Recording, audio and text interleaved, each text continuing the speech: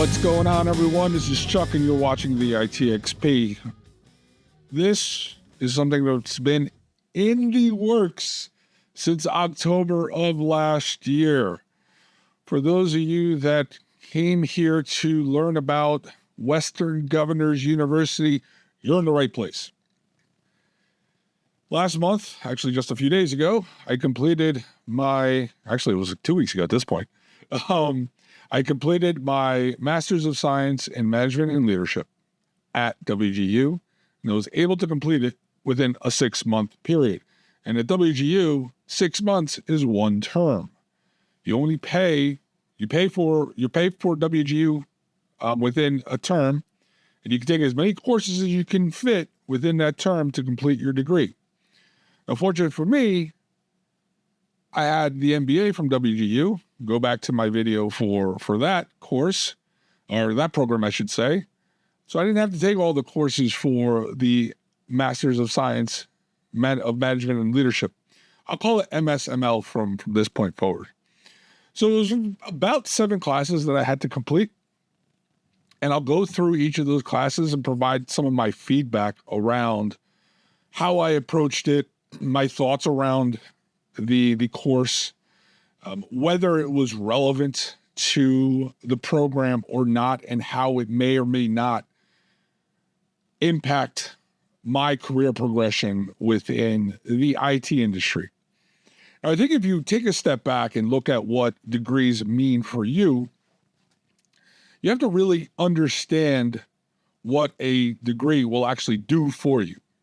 A degree will actually do nothing for you unless you apply the knowledge that you learned, first and foremost, or you actually advocate for yourself based off of the degrees that you have.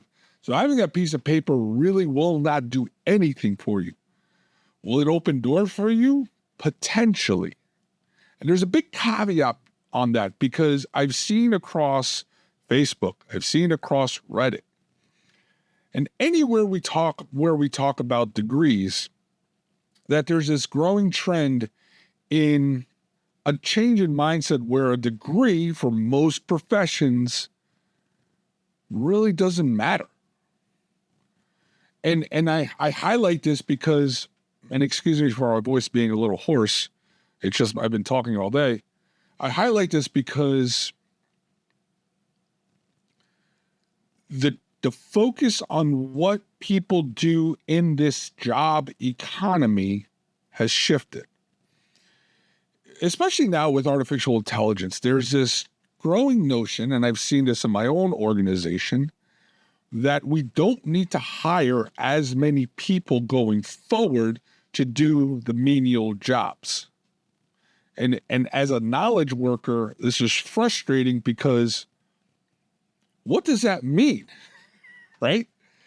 I've heard folks from the finance group saying, well, I don't need to hire as many people because we can leverage generative AI to spit back facts and things like that. And there are some third-party vendors that are now able to generate reports, or will soon be able to generate reports based on our financial data that is already being fed into the model.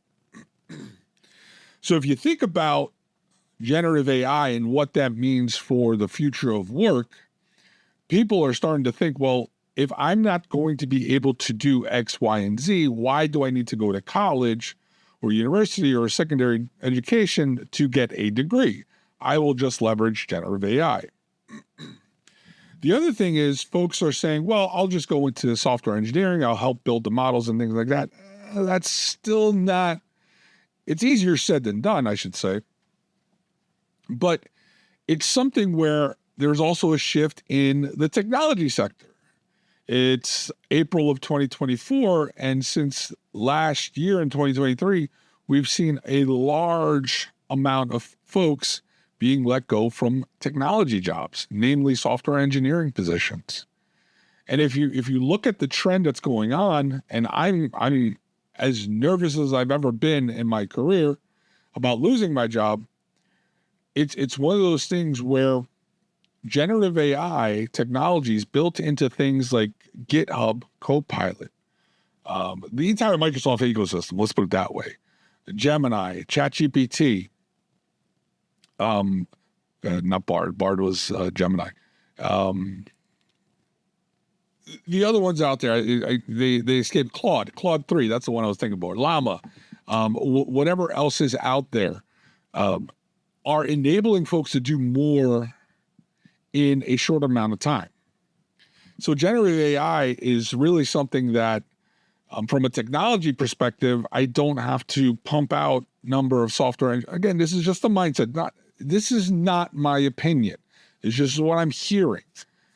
I don't need to hire as many software engineers because I can pay for GitHub Copilot integrated into my existing engineering workloads, and they can put out a lot more code than they were previously able to. In one of the hackathons I just helped out at work, somebody actually raised their hand and said, hey, I was able to leverage generative AI to convert Python code into Go language to help us to develop our product for this hackathon. And when you're being challenged by your senior leadership, and in this case at the hackathon, it was one of our divisions where the president of that division just asked flat out, how many of you use generative AI to help you develop your product and design your product and whatnot?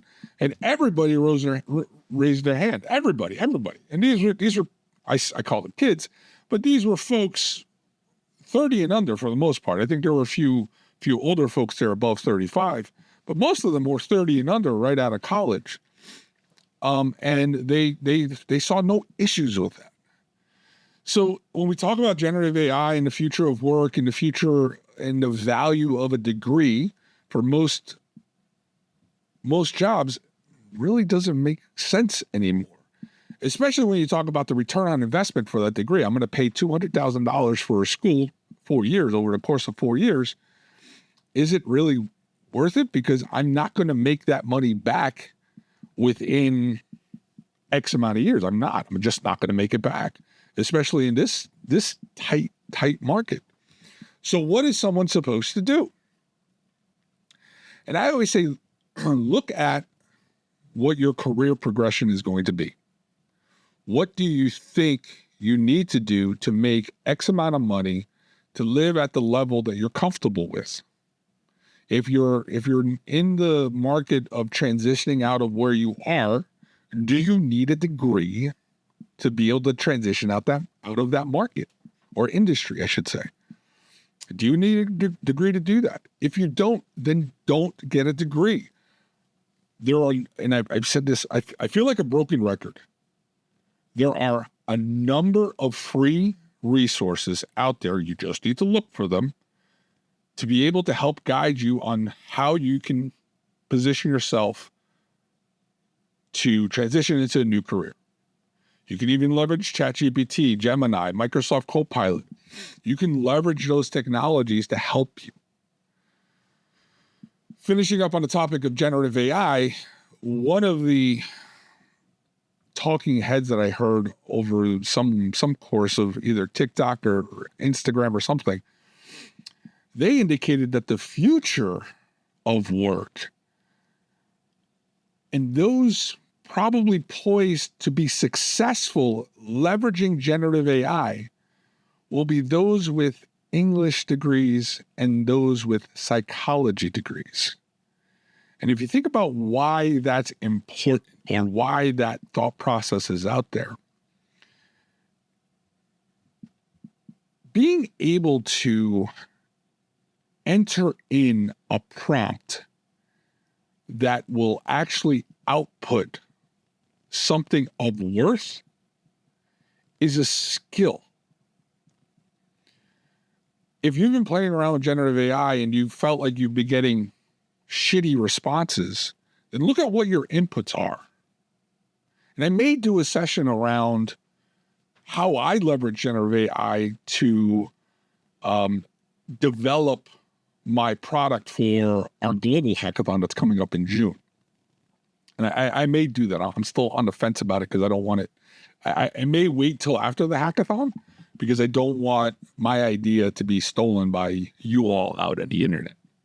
Or I may just come up with a new idea and just show you how I walk through that process, leveraging generative AI. And I went through ChatGPT, Gemini, and Microsoft Copilot. Yes, I have all of them. I pay for all of them because I like to see the differences between the three. And remember, this is a business for me, so I can leverage those business incentives to write off those expenses because it is part of my business. So if you don't have a business and you're like, wow, I can't afford $20 a month or whatever it is, then that's okay. I think Gemini is free right now, and there are some free versions of ChatGPT that you could still leverage. But I may go through how I do it. But anyway, going back to the thought process around English majors or psychology majors being able to, or even philosophy majors, right? Being able to generate prompts that the AI will understand and come out and output valuable information is something that you really have to think about why that makes sense. When we talk about being able to talk to the AI, it's all about communication. And everything's always been about communication. I think one of the episodes I had previously was about learning how to become an effective communicator, because communication is going to be the key to your success, whether in life or even in business. If you cannot effectively communicate, you're going to find it challenging to move up, stuck, you're in a rut, whatever. Have you taken a look at how you communicate your motives around moving up in the corporate ladder or taking on additional roles? If you sit there just doing your work day in, day out, have one-on-ones with your manager, don't even have one-on-ones with your manager, then that's a problem. So effective communication is going to be key to being able to input prompts to the AI and get valuable outputs from the AI. So folks that are saying, well, English majors, psychology majors, and I just put in, not sociology, what did I say? Philosophy majors, those are the ones that are able to communicate effectively. Now, I'm not saying that's definitive, right? Oh, you have to go for an English degree, you have to go for a psychology degree or philosophy degree. You don't have to do that. I'm just saying that the future of work is changing, and it's not all STEM related, right? Sure, there's going to be folks that need to learn STEM, especially in the quantum space, which is completely different. But getting back to why a degree is necessary for you or it's not necessary for you, that's something that you need to determine. And I'm hoping that throughout this show, this episode, it may help you guide your thought on whether you need to or not. And that's really the purpose of this, right? Yes, I went and got my degree. Yes, I'm tooting my own horn because you have to be an advocate for yourself. But I wanted to present this information similarly to what I did with the MBA for those that are sitting on the fence about pulling the trigger. You've made the decision to go for your master's for whatever that purpose is. You're looking at WGU. You're saying, is this the right school for me? Does it hold any merit within X, Y, and Z industry or within the country of the United States, right? And I don't know where you're listening from, but I want to assure you that I'm focused on just the value in the United States. So if you're on the fence about WGU, let me try to dispel some of the myths around WGU. First and foremost, it's not a paper mill. We're not just printing degrees out because, and I say we because I'm a graduate, right? I'm an alumnus of WGU. So it's not a paper mill. While you may think it is because there's an increasing percentage of folks graduating from WGU, whether it be the undergrad or the graduate, it's a testament of the value that some folks are seeing within WGU, especially around the competency-based learning model. Well, what does that mean, Chuck?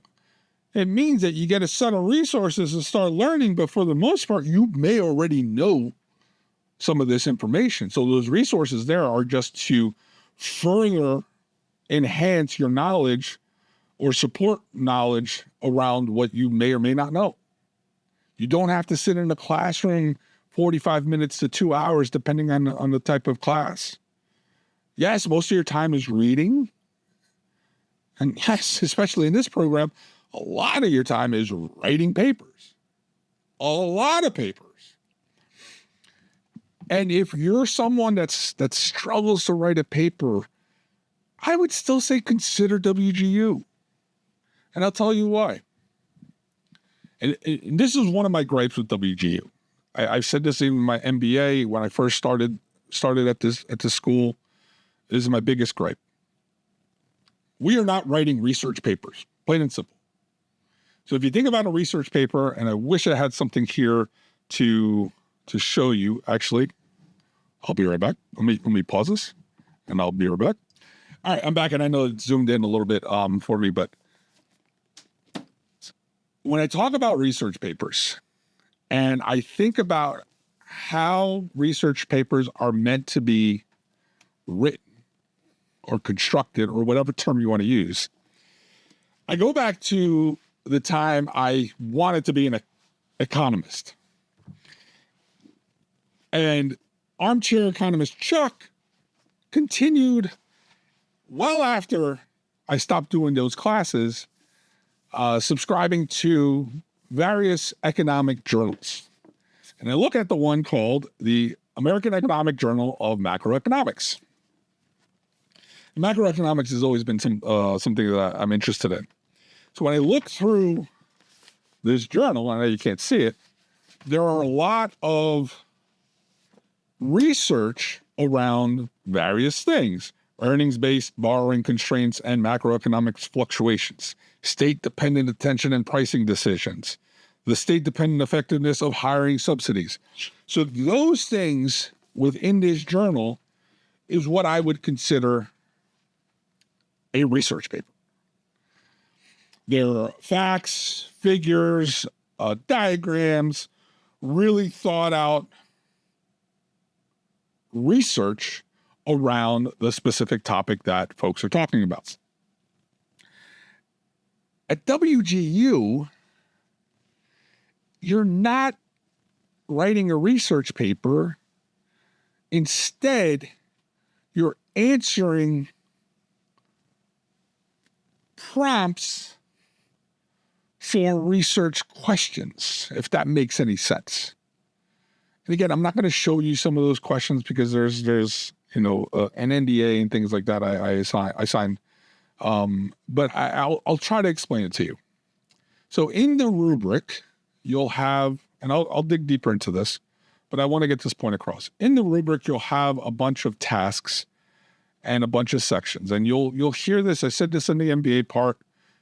Always write to the rubric, and what that essentially means is answer the question. Answer the question based on the guidelines that they're looking for.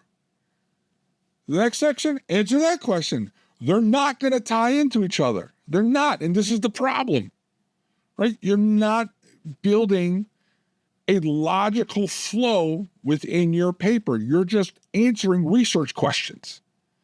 That's all you're doing.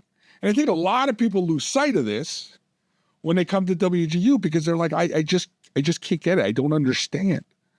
I'm writing the paper. I'm getting it back. It's just, no, you're answering questions. That's all you're doing.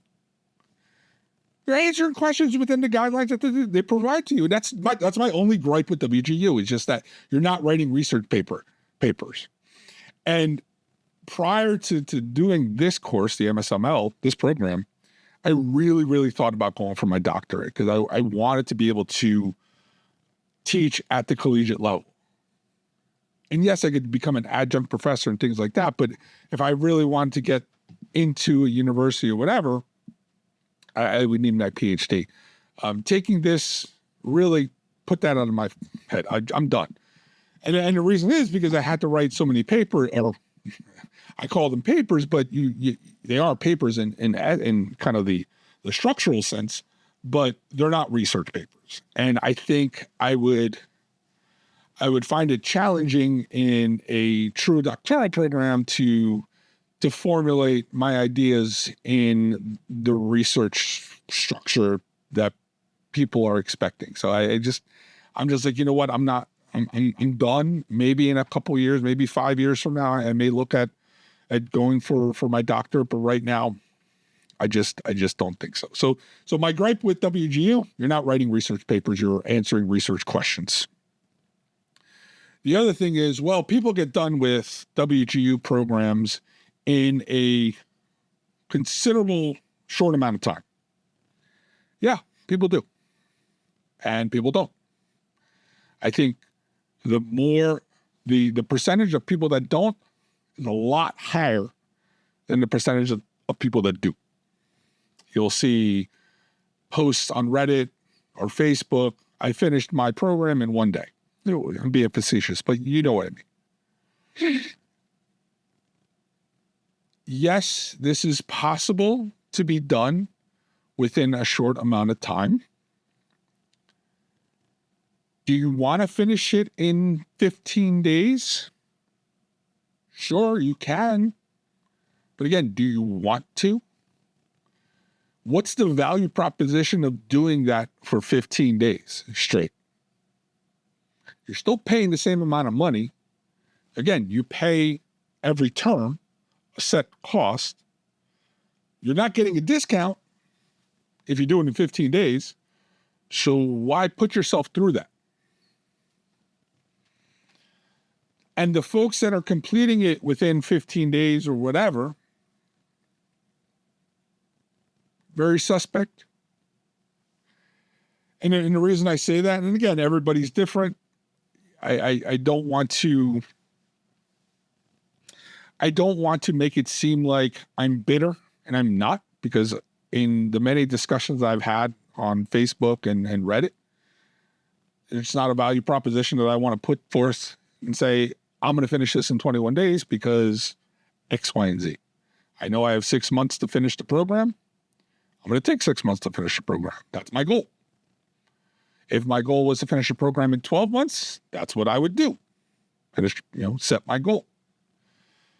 But the fact that folks are touting the ability to finish within 15 days or 21 days or 5 days or 2 hours or whatever, and then seeing how they communicate really, really questions whether or not they did this fairly. I don't think there are ways at this point to measure how those folks will succeed after this. But some of the anecdotes that I've heard are, well, I already knew this stuff. I just had to sit down and do it. And I spent, blah, blah, blah, night doing it or day doing it. And I did it. Having gone through the MBA program and writing a paper in 8 hours for marketing, I could see it. But I took a couple of days off after I wrote that paper because it was a lot. So I don't think you should let the speed at which people complete this program deter you. I honestly don't. I always tell people, set a goal, stick to the goal, get it done. It can be done, right? It can be done. I did it twice. One for my MBA, one for my MSML.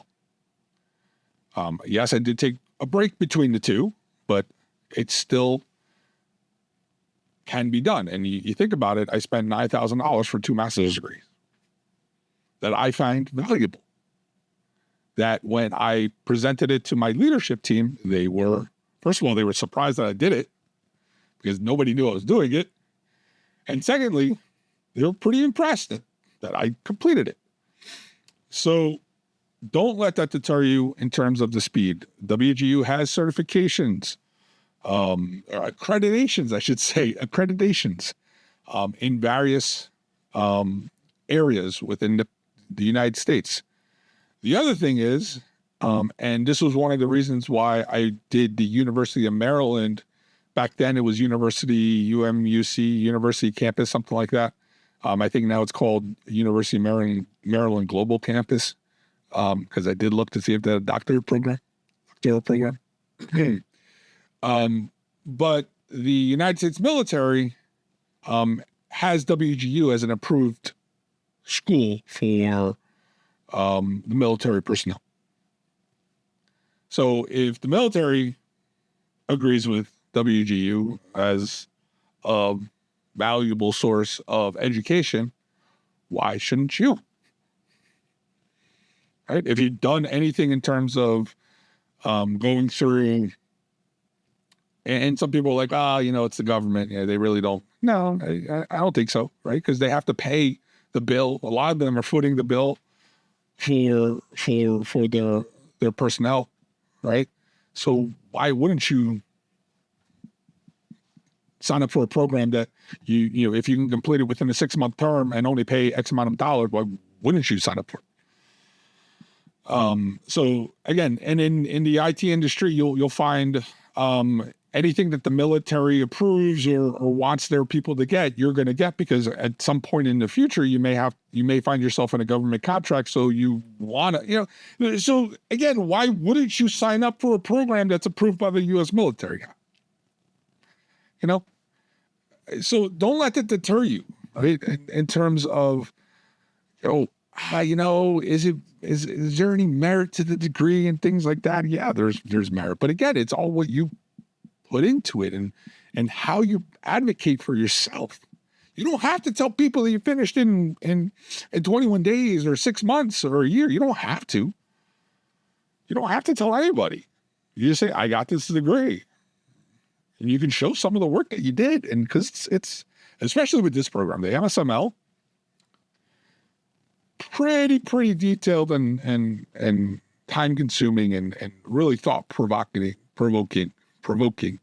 on what you have to put together. So let's jump into it, because I talked way too long about this stuff. I want to show you. So firstly, just to prove to you, I got my degree. Here's the confetti everybody always looks for. So there's that. Secondly, and can I zoom in a little bit more? Try to zoom in. There you go. I know my big fat head's in the way. Sorry, I got turned off. So here's the course loadout.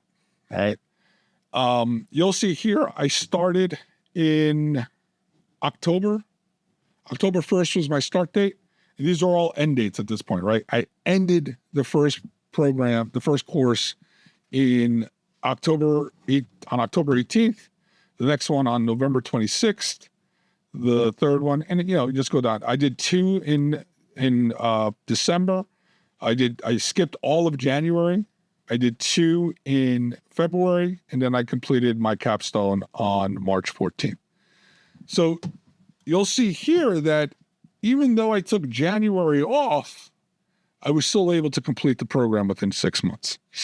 And one thing you'll notice if I flip between that and the MBA, there are a lot more courses in the MBA, which is why when I took the MSML, there were only a few, I think 7 additional courses that I need to take, which is why if you've done a program at WGU, whether it's the MBA or MSML, vice versa, it just makes sense to do the other one because there's only 7 more classes to do. Where the MBA was focused really on entrepreneurial skills, running a business, understanding the financials of the business. Obviously, you'll see here specific IT-focused areas, IT project management, IT strategic solutions. It was because my concentration was on IT management. Whereas the MSML is purely focused on management and leadership. So that's why you'll have the becoming an effective leader, leading teams, management communication, right? Communication, business acumen, change management and innovation, strategic management, and then the capstone project. one thing I really want to point out, yes, this is a paper-intensive program. There are 2 tests that you have to take, business acumen and change management and innovation. But don't let that scare you. These tests are passable, obviously. I did pass both of them on my first attempt. I did take the pre-assessment, and then I leveraged that pre-assessment to help me focus on areas that I needed help with. Everybody on Facebook really freaks out about business acumen. And if you've taken any certification course, whether it's the PMP, the CISSP, anything like that, you'll find that the questions are vague at best, and you have to figure out what they're actually asking. Same thing here. Are the tests worded in a way that may confuse people? Yeah. And I see why it's done that way. And yes, it's frustrating, but that's what management is. Management is really about vagueness, if you really think about it. It's just about being vague at all points across your career and leadership and management. You kind of have to be vague. So I think don't let that trip you up. I do want to go through these courses and talk to you about the approach that I took around these courses. So the way I structured my learning is, and I have a Google Workspace account. So I created my folder structure for the courses that I'm going to take.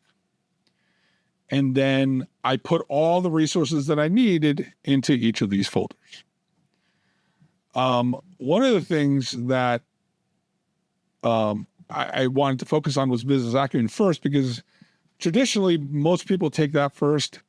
I wound up going to becoming an effective leader, and that's just based on what I discussed with my program mentor. It wasn't something that they handed it to me. I just said, let's start with a course where I can write off the bat, just start writing and things like that.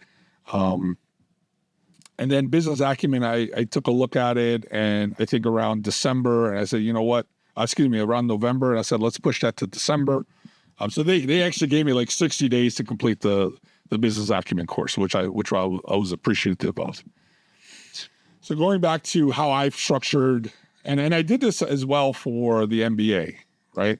You'll see that I did that for the MBA as well. I structured it not as clean as I'd like to have been, but I did. So when we talk about business acumen, it's going to be the first test that you have to take. Now, it may not be the first course, and you don't have to do that, but it's the first test that you have to take. It's a straight up, I think 75 questions. You have, I think, 2 hours to take it, and it's all about business terminology and business in general. If you decide to take this program and you decide to start off with business acumen, forget everything you see in the resource guide or the classroom. Go right to the study path, and I'll zoom in here in a second. Go right to the study path, and this will walk you through the actual test, plain and simple. You'll see here, I only completed 2 sections because those are the ones that I was weakest in. Coincidentally, organizational structure, I was weak in the PA, but whatever. And it's just essentially questions, a set of questions. Now, these aren't the exact questions on the test. Don't go crazy. I'm like, no. It just says, these are the sections that they'll be measuring. Here are some of the questions that you'll see. You'll go through some of this. What is mass production? What's the difference between traditional manufacturing and structured team-based? And he goes into competitive marketing. By this point, I was like, you know what? I think I have this, right? And it go through this. I'm going to tell you, go through this. Even though I didn't fill in some of these things, as I skimmed through it, I was like, oh, I know what that is. I know what that is. I know what that is. I'm good. Information systems. I didn't need to even go to economics. I didn't even touch economics because, right? So those are the things that I felt were beneficial. Even if you take the test and you fail it the first time, they will send you this study guide and say, do this. And a lot of people think, oh, well, I'm not going to do it. I'm just going to kind of fly by the seat of my pants or whatever. And you can. But if you fail it again, they'll say, hey, did you fill out this thing? Let me see it. So if you decide to do business acumen first, just go through this. Yeah, it's a lot, especially if there are certain things that you don't understand, like how a balance sheet is organized. What are the different financial ratios? Some of that stuff I knew from my MBA anyway. So again, the resources are there for you to learn. And I'm going to caveat, just like I did on my MBA video, Facebook is a cesspool of whiny people. But you have to join the Facebook groups because they provide a lot of information that you may find useful, like Quizlets that people use to help pass some of these tests. Or people like to share some of the resources that they use for certain things. One of the things that I did that I found beneficial was I actually joined a study group off of the Facebook group. And we just messaged each other on our phones, hey, anybody, I'm stuck on this. Can you provide some guidance? Or, hey, just celebratory text, right? Hey, I just completed this, or I just completed my degree. I found that to be very helpful just to keep me motivated. So if you find somebody looking for a study group on the Facebook groups, you may want to do that as well. So the study path for business acumen is here. Just follow this, just run to it. Don't even do anything else. Just run to this and I think you'll be good. Now I can't tell you how to take a test because I have test anxiety as well. I do poorly on tests. If you listen to my CISSP journey part 1, it didn't go so well the first time back in 2019, but I did pass it this year or last year in December. So I do have test anxiety. I'm not a good test taker. So when I sat through this, I used the same skills, tips that I learned from the CISSP. Take your time, read the question 3 times to understand what they're asking for before you look at the answers, because the answers will sway your decision. So put your hand up. I don't think you can't put your hand up because the proctor doesn't want you to move your hands outside of your thing.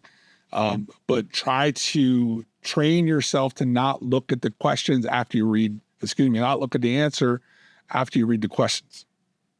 Okay? Train yourself to do that. Read the question 3 times. See if you understand what they're asking you. Okay? But take your time. Go slow. Yes, you have a time limit. It's 2 hours, 75 questions. You can do it within 2 hours. I think when I first did the MBA program, the first test I took, took me 20 minutes and I passed it, but I knew the material. This time around, because I do have test anxiety, especially coming off of the CISSP, I was studying for the CISSP while I was studying for this. So it was, I'm a masochist, but I leveraged that to my benefit, because I knew I had to take this business acumen test before my CISSP, or vice versa. I can't remember how I did it. I think I took my CISSP first and then I did the business acumen. But that's neither here nor there. I leveraged that test taking technique in both areas, and I was successful in both. So read the question 3 times, understand what they're asking, and then look at the answers, and then see if you can determine what the right answer is. That's really all I have to say for business acumen. It's just a test. Study the workbook. Go back to this. You'll have access to this as soon as you get access to the class. I think it's in the course tips section or course chatter, one of those things. And you'll do well. All right. Don't freak out about it. Don't look at the whiny people on Facebook. Go to Reddit instead. There's some whiny people there, but not as much as Facebook. Oh my God. Facebook is just, holy cow. I don't know how these people live their lives. But yeah, study path, C201. You may find it online. I don't know. Becoming an effective leader. Bunch of papers. And I was looking for a paper to pull up. I don't know if this one, no, that's the annotated bibliography, organizational leadership evaluation. I'm trying to think of where this was. But organizational, becoming an effective leader, other than just a paper, I did not take a screenshot of the rubric, again, for obvious reasons, NDA, blah, blah, blah. But these are things that will help you become an effective leader. I don't know how to say, you know what, let me dig into this. I'm just going to screw it. I'm just going to go in here. You had to use your self-assessments that you had to do. Actually, I think, this is the one. This was the one. So you had to focus on toxic leadership. This is task 2. Toxic leadership behavior, ethical consequences, things like that. Was this the one? Yeah, I think you had to use a real world example of a toxic leader that you had exposure to or things like that.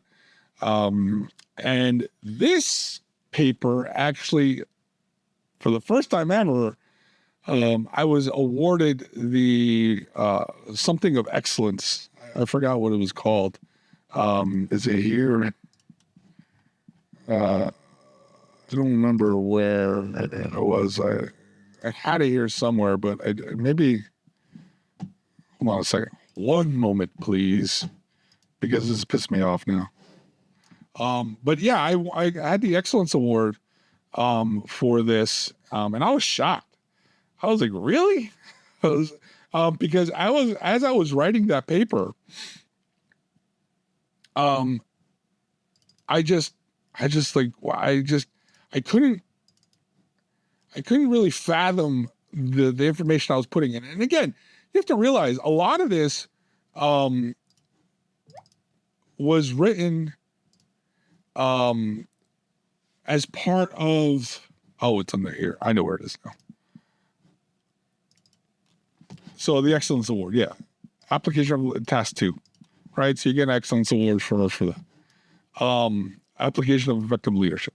So you get an Excellence Award, I guess, for the quality of the writing and going above and beyond what the rubric was actually asking for.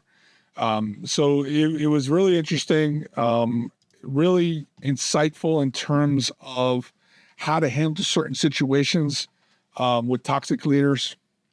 If I go back to that paper, this is task 2. Negative consequences, improving your effectiveness as a leader, and obviously with everything you have to provide scholarly support. The other one, management communication, you have to write a management plan, communication plan for the shareholders, the board, and things like that. So again, things that you at this level of leadership you will be doing, presenting materials to the board or preparing presentations that are going to be presented to the board. Excuse me, I'm not at a level yet where I'm presenting to the board. Hopefully soon, but not at this point. So that's what management communication is going to be about. Leading teams, pretty straightforward. I talked about things like leading virtual teams. This is also going to talk about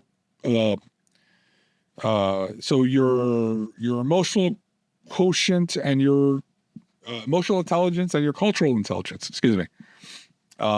That is what leading teams are going to be all about. You have to maintain composure and your emotions when you're leading teams, plain and simple, especially at a leadership level.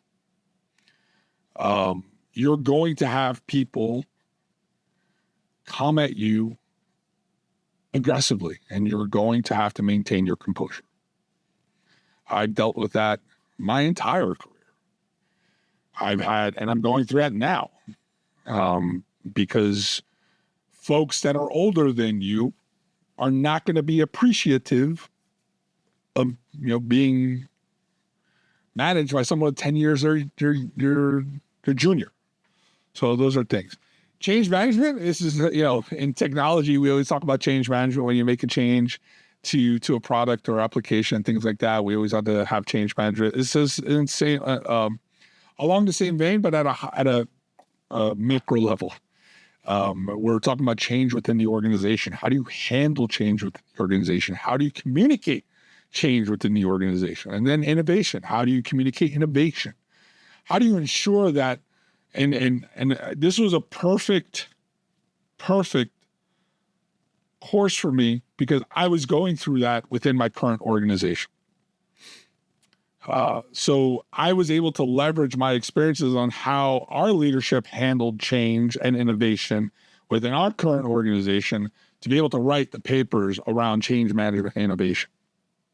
So things, again, how do you communicate that change? What are some incentives to ensure people embrace the change and things like that? You'll have to come up with some incentivized programs and the like. Again, talking through strategic management, pretty straightforward. The capstone, and I really want to focus on the last few minutes here on the capstone. Again, I didn't want to gloss over strategic management. It is. Oh, I did copy some of the instructions here. Right? You have to create a business strategy. Talk about how you would use return on investment for cost benefit analysis, and then create a conclusion. So how it's going to impact the maintaining competitive edge in international markets and things like that. So it's pretty straightforward. It's strategy. How are you going to grow your company or lead your company in growth? Strategic management. So the capstone is something I want to focus on in the last couple minutes here, because I think it's important for you to understand that the capstone covers 3 areas, and I think I have it here. Yes, capstone covers 3 areas, where you have an annotated bibliography, then you have a presentation that you have to put together, and then after you put together the presentation, you have to present it and record it, things like that. So one thing that folks, and I did this myself, and I'm kicking myself to this day, on why I didn't do it, you have to compile a list of all the resources that you used throughout your journey in this program. And even if you took your MBA, you have to go back and take the resources that you used for those courses you didn't take here that you took an MBA. Like C200, managing organization, leading people, managing human capital. Right? Those are the courses I took as part of my MBA. Ethical leadership as well. Those are the courses that I took as part of my MBA. I had to go back. So when I told you that you need to create a folder structure, this is why. I knew about the annotated bibliography. I wasn't sure whether I was going to take my MSML after I did my MBA. I'm glad I saved everything, because it's there. So what the hell is an annotated bibliography, Chuck? Well, the resources that you used in your program will now come into play, and you have to write a paragraph firstly on the summary of what it was, and then the second paragraph is why it was useful to you in this course. And you have to do 2 sources for every class.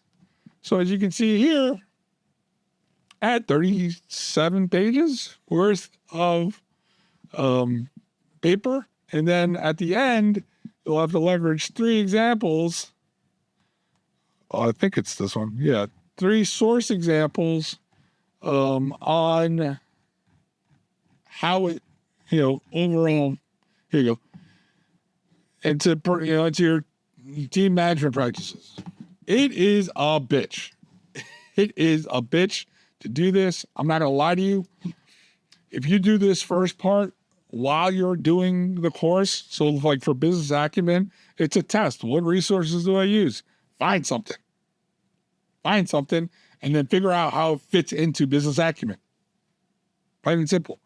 Can I go to here? Business acumen, the 5 competitive forces that shape strategy from Harvard Business Review. And I just leverage that.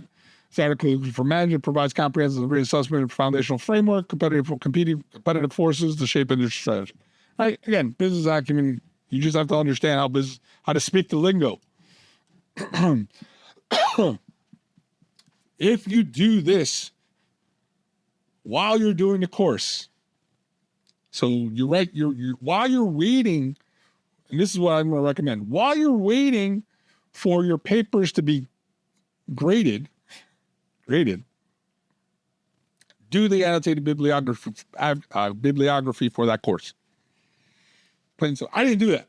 I kicking myself in the ass because if I had done this, it wouldn't have taken me 2 weeks to complete the capstone.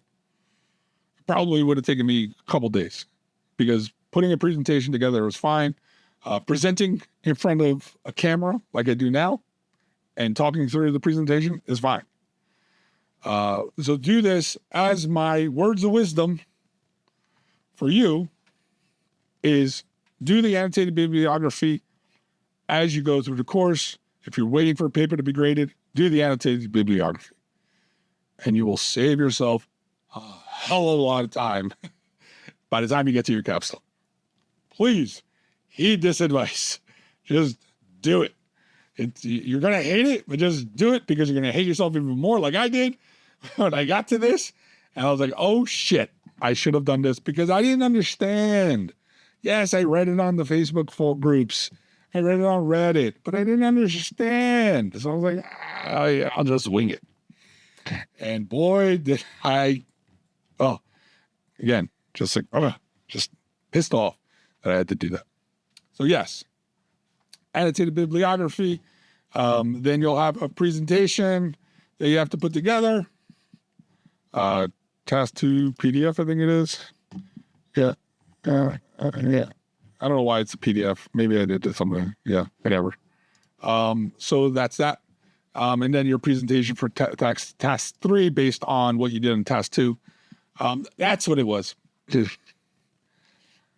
So task 2 is you have to develop a leadership training program for your company.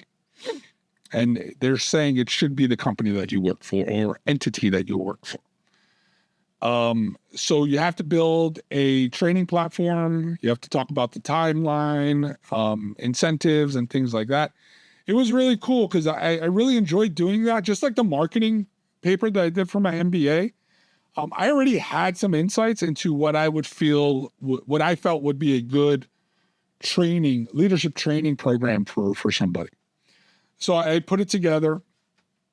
Obviously I kind of tweaked it as I went along. But it's a pretty intensive task. But again, it could be done. I completed the capstone in 2 weeks. And the hardest part of the capstone was working with their shitty ass Panopto program to record the video. At the time, OBS wasn't working for me. If you saw my show last time, I've been having challenges with OBS. I'm back on OBS, by the way. But had it not been for that, I think it would have been a lot smoother. I think I recorded that damn thing 3 times. And then even the last time, the audio was shitty, so I had to put it into Adobe Premiere Pro and clean up the audio because I was not going to record it another time.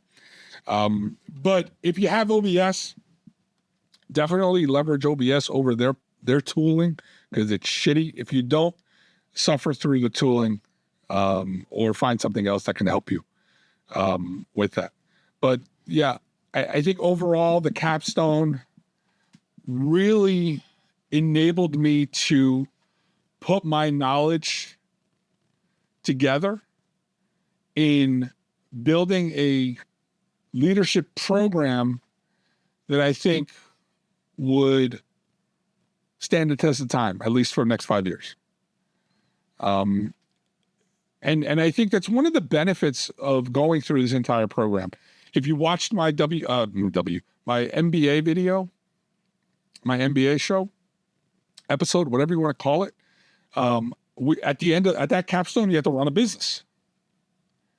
And I learned a lot from that, just learning how to run a business, because I had never run a business before. Maybe if you run a business, you have different experiences. Maybe you thought it was crap, but they gamified running a business and entrepreneuring. And then the other tasks were writing on your experiences around that and how you leverage the resources that are available to you. So, from my perspective, right, kind of tying this all back, the MSML for me was immensely valuable as I'm trying to move up into the higher echelons of leadership. And while I think I could have achieved that without this degree, being able to relate and convey the messages that I need to the next level leadership on that rung of the ladder that I want to get to should help. And I'm already seeing it pay off in terms of the way I now speak to folks above me has significantly changed. I'm not speaking to them more at a subordinate level. I'm now speaking to them more as a strategic thinker and ensuring that at every conversation, I always provide value proposition into what I'm talking about. So there are certain things that are going on in my organization that have left me short-handed, short-staffed, lack of budget to support the business. And now in conjunction with what I learned in the CISSP and this program, being able to convey the risks around what we're not doing properly really resonates with some of the folks at the top. Because previously I was like, look, we can't do X, Y, and Z because we don't have money for it. We need to find the money for it. That's how I would have approached it. Now I'm saying, well, we have to enter into our risk, a risk register. The inability to do X, Y, and Z, because the business is moving in this direction, yet we're not aligning with the business strategy appropriately. And I forgot what I said, but it's something along those lines, right? And people now start to listen. So I think if you really, really want to move up, you really need to understand how to speak in the language that senior leaders understand. And you need to, again, present yourself in a different frame of mind. You have to really break out of that subordinate mindset and kind of change it. You don't have to be an asshole. I'm not saying be an asshole, right? But really, really think about how you communicate to what message you're communicating to those above you. All right. For those that really were on the fence, I hope this helped.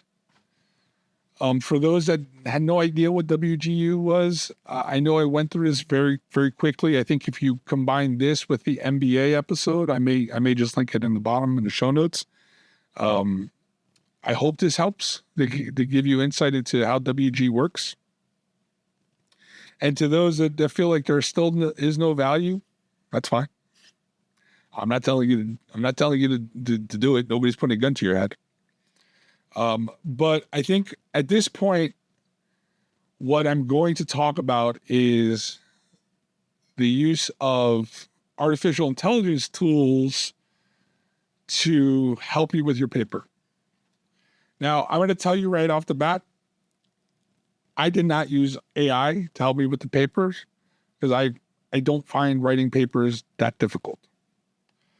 What I did do was I did leverage Grammarly to help me with my grammar and also to help me with word usage. Now, I know some of you be like, oh, blah, blah, blah, this and that. It says there, don't use artificial intelligence. Okay. If I used a thesaurus, it would have done the same thing. It's just a faster way of doing it. Now, when I talk about AI, I'm mostly focused on ChatGPT, Gemini, and Microsoft Copilot. I have a sneaking suspicion that WGU has not signed up for the service with Turnitin that does AI checking. And there could be a number of reasons why, namely because they're mostly inaccurate. But can you have ChatGPT write a paper for you? Yes. I've actually proven that to my kids. Should you use ChatGPT to write your paper? Ethically, no. But if you're the type of person that really doesn't give a shit about what you learned because you're never going to apply it and you just need a degree, go for it. If you get caught, don't come to me. But again, based on what I experienced leveraging Grammarly to rewrite some sentences, I don't see how they're checking it yet. This is a really ethical problem for me because I find a lot of value in leveraging generative AI to do some of the work for me, but the ideas are mine. If you're just going in and copying the prompts or the questions, I should say, into ChatGPT, then if that's what you want to do and that's what you want to do, go for it. But don't come to me saying, oh, Chuck said I could use generative AI and now I'm busted and I'm going to get kicked out of WGU or put on academic whatever, probation. I didn't say do that. Because at the end of the day, it's on you. But can you use generative AI? Yeah. I've proven that with my kids. My oldest is a freshman in honors English program. And I said, look what ChatGPT can do. I took the questions, the prompts, pop it in there, dumped it out. She said, this doesn't make any sense. I was like, but wait. Continued refining it. And after maybe 5-10 minutes, it had a paper that looked like she wrote it. Can you do that with your stuff? Sure. Do I think you should? No. But I think when you leave WGU, most certainly leverage generative AI to help you. And again, I may go through that process for those that are curious in how I leverage generative AI to take my idea on a product that I'm using for a hackathon in our company to help me flush out the idea even more and write a proposal, issue statement, shit like that. And for WGU, until they enable the AI detection and maybe AI detection that actually works, you probably can get away with it. Do you want to? You have to live with that. I don't have to. You have to live with that. So really, really think about the use of that and whether or not that's something that you want to get into. Again, I took a lot from this program that I'm actually leveraging at my work today. I talked about how I was able to communicate more effectively with senior leaders so in terminologies that they could understand to help me raise my capital within the organization. And lastly, something I learned last year at a leadership conference that I went to. This is all a game. This is all a game. Do you want to win or do you want to be right? Like, do you want to win? or do you want to be right? So my buddy Fernando, who ran the leadership conference, that was his thing. He's like, this is all a game. Do you want to win or do you want to be right? Both of us want to win. Thanks for listening, and I will catch you next time. Take care.